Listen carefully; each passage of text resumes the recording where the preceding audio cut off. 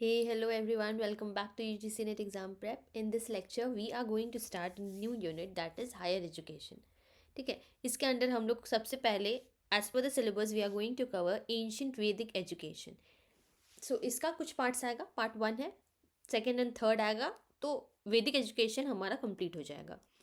इसके अंदर इंस्टीट्यूशंस जो है एंशियंट एजुकेशंस से रिलेटेड जो भी इंस्टीट्यूशंस थे वो सब भी हम लोग कवर करेंगे. सो ये पहला तो इंट्रो क्लास है, उसके बाद हम लोग फिर कवर करेंगे. तो सबसे पहले स्टार्ट करते हैं. देखिए, ये वैदिक पीरियड सबसे पहले ना आप लोगों को पता होना चाहिए 1000 BC, मतलब करीब 2000 साल पहले हम लोग का ये सिस्टम चलता था. वैदिक पीरियड था. उसके बाद बुद्धिस्ट पीरियड आया, फिर मीडिवल पीरियड आया, pre independence period, post independence period. तो ये सब हम लोग को धीरे धीरे कवर करना है हमारे यूनिट में. तो बहुत सारे स्टूडेंट्स को तो ऑलरेडी अभी एग्ज़ाम आने वाला तो सब पता ही होगा क्या है नहीं है. जो भी न्यू कमर है उनके लिए ये वाला बहुत हेल्पफुल हो जाएगा, ये वाला क्लास. सो हम लोग बेसिक से स्टार्ट करेंगे, फिर हम लोग मूव करेंगे टूवर्ड्स द एडवांस लेवल्स. सबसे पहले ये यूनिट को ना हमें मतलब अभी के ज़माने के हिसाब से ये वाला यूनिट नहीं है. जो भी वैदिक एजुकेशन वैदिक पीरियड था ना, वो पुराने ज़माने के टाइम का था. अभी का सिस्टम बहुत ही अलग हो गया है, इसीलिए ये वाला यूनिट को थोड़ा अच्छे से एक एक लाइन करके स्टडी करना पड़ता है. सबसे पहले देखिए, जनन, प्रज्ञा एंड सत्य. तो ये क्या है? जन का मतलब है नॉलेज, प्रज्ञा मतलब विजडम एंड सत्य मतलब ट्रुथ. तो ये एक्चुअली संस्कृत टर्म्स है, हिंदी टर्म्स भी इसमें आ जाएगा. तो ये इंडियन थॉट था एंड फिलोसफी जो कि एंशियंट एजुकेशन में बहुत प्रचलन में था, बहुत एग्जिस्टेंस में था. वेदा, उस समय वेदा ही सोर्स ऑफ नॉलेज हुआ करता था. 4 टाइप का वेद था हम लोग का, तो वही सोर्स ऑफ नॉलेज था. Which means knowledge, Veda is suppose to be boundless because knowledge is boundless. उस समय क्या कहा जाता था कि self realization is very important. खुद सोचना, खुद के बारे में पता होना, सेल्फ रियलाइजेशन एंड मोक्ष. मतलब लास्ट में क्या होता है हमारे लाइफ में, जब हम लोग नॉलेज पूरा गेन कर लिए रहते हैं, बहुत मेडिटेशन वगैरह करने के बाद ये मोक्ष का स्टेज प्राप्त होता है, जो हमारे ऋषि मुनि लोग उस समय में अटेन कर पाते थे. That is salvation of life way the ultimate objectives of the education. ये सब चीज़ अल्टीमेट ऑब्जेक्टिव था उन एंशियंट टाइम, एंशियंट ज़माने में. It means liberalization from the cycle of death and rebirth. जन्म एंड मृत्यु है ना, जन्म होना फिर मृत्यु होना. उसके बाद इसको क्या कहा गया है? संसारा. ठीक है. The doctrine of action that is Karma. Karma पर बहुत जोर दिया था. कर्मा कर्मा, जो काम हम लोग कर रहे, क्रीड़ा है ना. Occupies a very significant place. Learners identified their duty with devotion to the ideal of someone बमो of mankind. Human soul was the material world. Learners achieve चित्त वृत्ति निरोध. चित्त मतलब क्या होता है? माइंड. चित्त का मतलब हुआ हमारा माइंड. वृत्ति मतलब थॉट्स, और निरोध मतलब कंट्रोल करना. तो हमारा थॉट्स जो इधर उधर भागते रहते हैं, सपोज मेडिटेशन के टाइम पे हमें ये दिमाग में आएगा कि हमको क्या खाना है या फिर क्या बना करके खाना है, तो वो थॉट को कंट्रोल करना, फिर से मेडिटेशन करना. जो हम लोग नाम जाप वगैरह करते हैं, ओम प्रोनाउंसिएशन करते हैं, तो वो थॉट को कंट्रोल करना, फिर चैनलाइज करना. तो इसको बोलते हैं चित्त वृत्त एंड निरोध, which is the control of the mental activities connected with the concrete world. Concrete world में हमारा दिमाग चलते रहेगा, बट उस चीज़ को कंट्रोल करके फोकस करना है हमें एक काम. आई होप हम सिंपल लैंग्वेज में आप लोगों को समझा रहे हैं, तो आप लोगों को क्लियर होते चले जाएगा. अब देखिए, कैरेक्टरिस्टिक्स क्या था एंशियंट एजुकेशन सिस्टम में. हमारे सिस्टम में हम क्या करते हैं? स्कूल जाते हैं, वहाँ मैम पढ़ाती है, पढ़ेंगे, फिर आ जाएंगे घर में, रिपीट करेंगे, फिर एग्जाम्स देने जाएंगे. यूनिट टेस्ट हो गया, देन हमारा एंड सेमेस्टर्स वगैरह हो गया. ठीक है. एंशियंट सिस्टम में ये सिस्टम था ही नहीं. वहाँ बच्चे जैसे हुए तो कुछ पीरियड के बाद हमें क्या करना है? गुरुकुल में ही जाना है, और वहाँ पूरा 25 साल तक रुक करके फिर वापस आना है. ठीक है. उसके बाद आप गृहस्थ हो सकते हैं, मतलब आप मैरिड करके अपना लाइफ सस्टेन कर सकते हैं.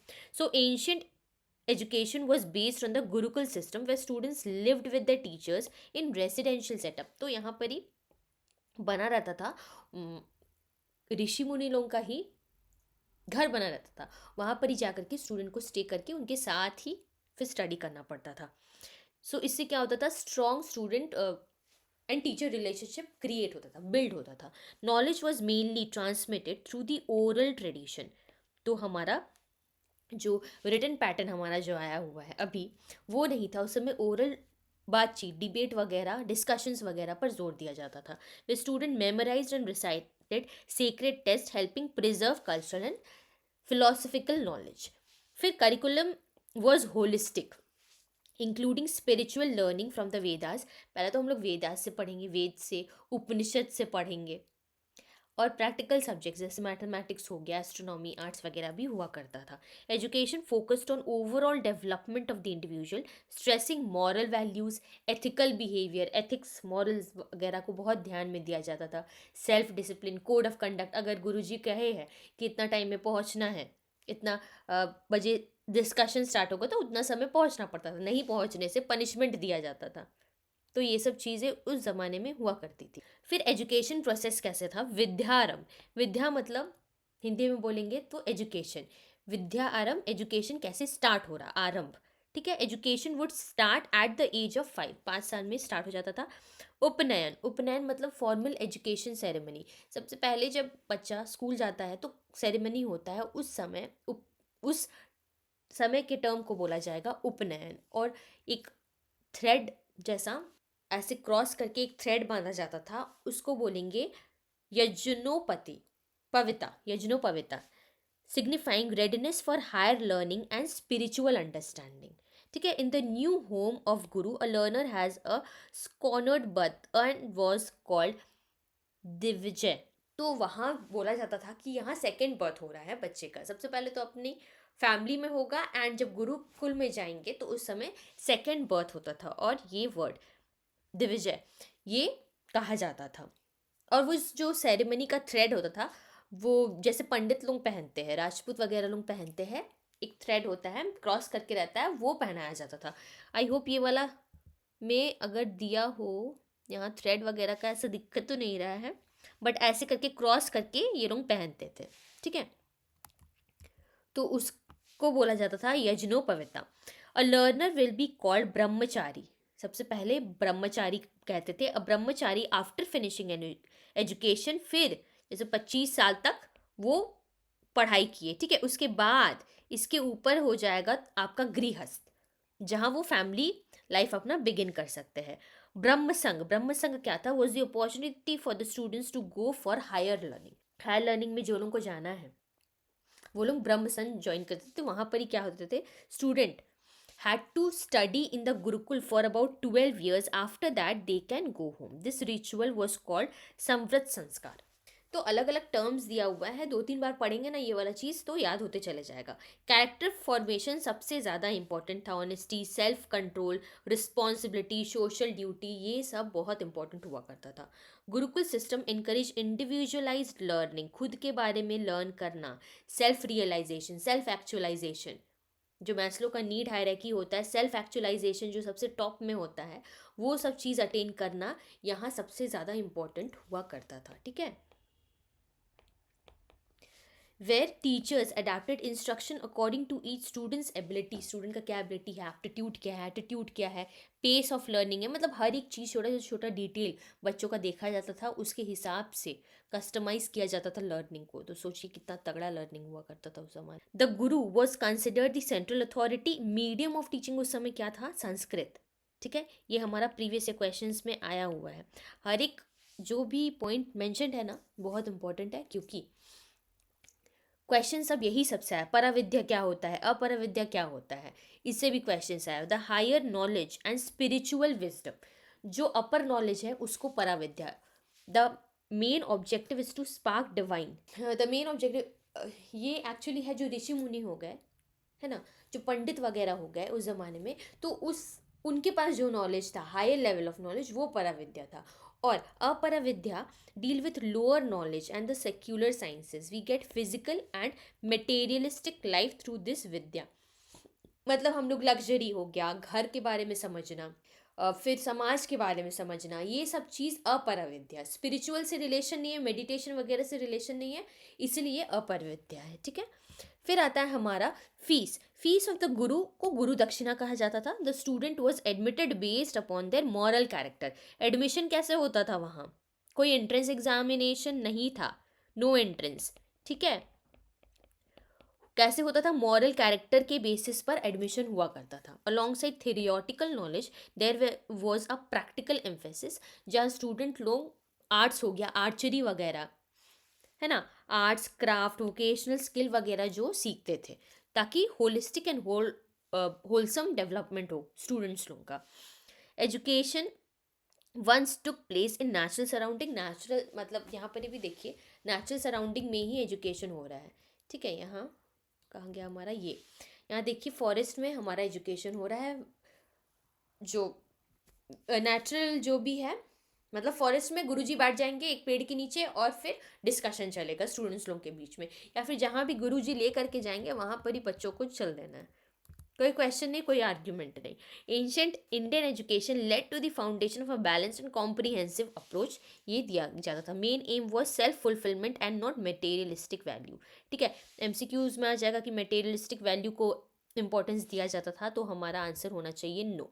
अब विमेन एजुकेशन का देखिए, दो कैटेगरी में एजुकेटेड वुमेन डिवाइडेड थी, सद्योवहांस एंड ब्राह्मणवंस। तो ये वाला women who studied till there marriage, तो सद्योवहांस उनको बोलते थे। मैरिज तक मतलब 25 साल तक, अगर मैं ऐसे अंदाज़ा लगा रही हूँ, 25 साल तक अगर स्टडी कर रही है कोई भी विमेन, तो वो सद्योवहांस, उससे आगे और अगर पढ़ रही है। Women who did not married to study further in enrol in higher education, उनको ब्राह्मण ब्राह्मण विद्यनीस ये कहा जाता था। ऐसे भी ब्राह्मण ब्राह्मण तो वही कहेंगे ना जिनका शादी नहीं हो रहा, ब्रह्मचारी टाइप का, तो उससे याद कर सकते हैं आप लोग, जो ज़्यादा पढ़ रहे हैं ब्राह्मण विद्यनीस वो बोलेंगे। Women scholars during ancient period, जैसे गार्गी हो गए, मैत्री, लोपामुद्रा। वाइफ किनकी थी, ऋषि मुनि अगस्त्य उनकी। फिर Apala Lilavati, daughter of mathematician Bhaskaracharya. तो ये सब से भी हमारा प्रीवियस से क्वेश्चंस आया हुआ है। ठीक है, इंपॉर्टेंट सब चीज़ें यहाँ इंपॉर्टेंट मैंशनड है। नेक्स्ट हमारा आता है मेथड्स ऑफ इंस्ट्रक्शन, कैसे था, श्रवणा, मनना और निध्यासना। श्रवण मतलब हम सुनेंगे, stage of acquiring knowledge of shruti, श्रुतिज मतलब लिसनिंग, सुन करके हम लोग जो एजुकेशन मिलेगा हमें उसको श्रवणा बोलेंगे। मनना, जो people think of education by themselves, जैसे खुद के बारे में इंट्रोस्पेक्ट करना। Metacognition, thinking about thinking. ठीक है, जो हमने स्टडी किया था, किस में स्टडी किया था, हमने स्टडी किया था टीचिंग में, तो उसमें भी दिया हुआ है ना सेल्फ इंट्रोस्पेक्शन, खुद के बारे में खुद का सोचना, वो है मनना। और nididhyasana, comprehensive of truth and applying it to real life, समझना, हम लोग इंट्रोस्पेक्ट किए और फिर हम लोग रियल लाइफ में उस चीज़ को अप्लाई कर रहे हैं, तो ये रिफ्लेक्टिव लेवल है, सोच करके समझ करके फिर चीज़ों को अप्लाई करना, सही गलत पता होने के बाद। अंडर वैदिक education special attention was paid to correct pronunciation of words, पादा और इवन लेटर्स। पद या फिर पादा बोलेंगे, पद ही बोलेंगे, तो करेक्ट प्रोनाउंसिएशन ऑफ वर्ड्स पर क्यों दिया जाता था जोर, ये बात सोचने वाली है, क्योंकि उस समय मंत्र उच्चारण होता था, जैसे गायत्री मंत्र हो गया, देन महामृत्युंजय मंत्र हो गया। तो ये सब अगर गलत निकल गया वर्ड, है ना, तो ये ऐसा कहा जाता था कि चीज़ें ना उल्टी हो जाएगी। किसी के लिए अगर महामृत्युंजय मंत्र क्यों कहा जाता है, ताकि कोई भी कहा जाता है ऐसे कि कोई भी अगर डेथ होने वाला है उस समय उन्हें सुनाना चाहिए, तो उनको हेवन का रास्ता मिलता है, या फिर अकाल मृत्यु नहीं होता है। तो अगर गलत प्रोनाउंसिएशन हो जाएगा तो ये चीज़ अपोजिट हो जाएगा, इसीलिए करेक्ट प्रोनाउंसिएशन ऑफ वर्ड्स पर जोर दिया जाता था। मेथड्स ऑफ इवैल्यूएशन देखिए, मेथड्स ऑफ इवैल्यूएशन में 3 टाइप ऑफ मेथड था।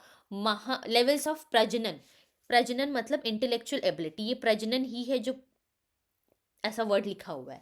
महाप्रजनन ग्रेड है, मतलब ये फर्स्ट है, फिर मध्य हो गया सेकंड, और ये थर्ड अल्प। ये महाप्रजनन स्टेज का मतलब क्या होता है, स्टूडेंट्स जिनके पास बहुत ज़्यादा नॉलेज, हायर इंटेलेक्चुअल एबिलिटी, जिनके पास स्ट्रॉन्ग रीजनिंग है, जैसे टीचर्स लोग स्कूल में एक चीज़ बताई, जो लोग टॉपर्स लोग आएंगे है ना, वो महाप्रजनन में आएंगे, complex psychological and scientific concept को वो लोग ईजिली समझ पाएंगे अपने हिसाब से इन एन इनोवेटिव मैनर। फिर आ जाता है मध्य प्रजनन, रिसर्चर्स हो गए, स्कॉलर्स वगैरह है ना, फिलोसफर्स, ये सब आ जाएंगे हमारे महाप्रजनन स्टेज में।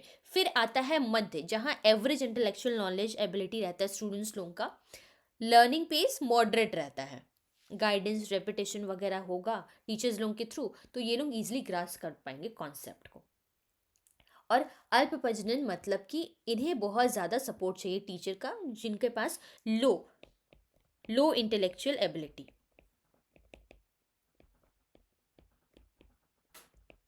ठीक है, तो ये हमारा मेथड्स ऑफ एवेलुएशन उस ज़माने में हुआ करता था, राइट। अच्छा, इन ये वाला ना आप ऐसे भी शॉर्ट फॉर्म इसका ये भी देखिए, MMA, महा, मध्यम एंड अल्प, याद हो जाएगा है ना निमोनिक के थ्रू, ये वाला चीज़ MMA। एंड और एक चीज़, ठीक है, हाँ ये वाला, वेद्स आर दी ओल्डेस्ट, सबसे पहले हम लोग बुक से ही सब चीज़ हम लोग करते थे, और बुक क्या था उस समय, वेद हुआ करता था, 4 टाइप का वेद। हम लोग फिर नेक्स्ट सेशन में वो वाला पढ़ेंगे, नेक्स्ट लेक्चर में वो सब पढ़ेंगे। Each book has 4 major kind of text. क्या क्या हुआ करता था, वेद कैसे लिखे जाते थे वैदिक संस्कृत में, संहितास, ब्राह्मणास, अरण्यक्स एंड उपनिषद। अब ये सब है क्या, देखिए सबसे पहले आता है हमारा संहिता। संहितास में क्या है, मंत्रा एंड हाइम्स, ठीक है, ये सब उनसे रिलेटेड हुआ करता। प्रेयर्स हो गया, praise of natural forces, natural forces यानी कि उस समय तो हम लोग के जीसस क्राइस्ट हो गए, ठीक है, देन हमारे क्या बोलते कुरान में जो होते हैं वो हो गए, और शिव जी हो गए, विष्णु जी हो गए, ये सब नहीं हुआ करते थे उस समय। क्या, नेचुरल फोर्सेस जैसे अग्नि, वायु, इंद्र भगवान जी, वो सब चीज़ों को, फॉरेस्ट वगैरह, ठीक है, वो सब चीज़ों को पूजा जाता था, तो उन्हीं के बारे में मंत्रा वंत्रा क्रिएट होता था, पोएम्स वगैरह होता था, ये सब चीज़ समिथास में है। फिर आता है Brahmanas, prose commentaries on the Brahmanas, Brahmanas होगा ये वाला word, prose commentaries on the ritual, मतलब कि explanation of how and why the ritual is being performed, क्यों ही रिचुअल परफॉर्म किया जाता है, कमेंट्री यहाँ लिखा हुआ है ना, हाउ एंड वाई, क्या रीज़न है, पंडित लोगों को किस तरीका से पूजा करना चाहिए, ये सब उसमें लिखा गया रहता था। देन आता है हमारा अरण्यक। अरण्यक का मतलब क्या होता है, इनर मीनिंग ऑफ सैक्रिफाइस हो गया, transition from ritualism to spirituality. तो धीरे धीरे हम लोग का क्या हो रहा है, कि पहले हम लोग पढ़ना, बुक्स वगैरह से क्रिएट हम लोग पढ़ रहे हैं, धीरे धीरे हम लोग क्या, रियलाइजेशन फिर मोक्ष की तरफ मूव कर रहे हैं, ठीक है। So transition from ritualism to spiritualism for sages who have withdrawn from the worldly life, जो लोग वर्ल्डली लाइफ को छोड़ करके जा रहे हैं, तो उनके लिए भी ये वाला बुक हुआ करता था, text on ritual, ceremonies, sacrifices and symbolic sacrifices, ठीक है, ये अरण्यक है। देन हमारा लास्टली आता है उपनिषद, जहाँ फिलोसफिकल टेक्स्ट होता था, philosophical text discussing on the meditation. हमने कहा ना सबसे पहले है कि हम लोग मंत्र वंत्र उच्चारण कर रहे हैं, लास्ट में क्या, मेडिटेशन, मोक्ष वगैरह की तरफ मूव हो रहा है। तो अल्टीमेट रियलिटी क्या है, स्पिरिचुअल नॉलेज, लिबरलाइजेशन, मोक्ष, सो ये सब इसमें लिखा जाता था, ठीक है। रिचुअल वगैरह इसमें नहीं है, रिचुअल्स वगैरह इसमें नहीं है उपनिषद में। तो इसको याद कैसे करना है, सबसे पहले SBA and U, SBA and U है, ठीक है, S, यहाँ B, फिर अरण्यक का A एंड उपनिषद का U, SBA एंड U। तो सबसे पहले है ये है रिचुअल टू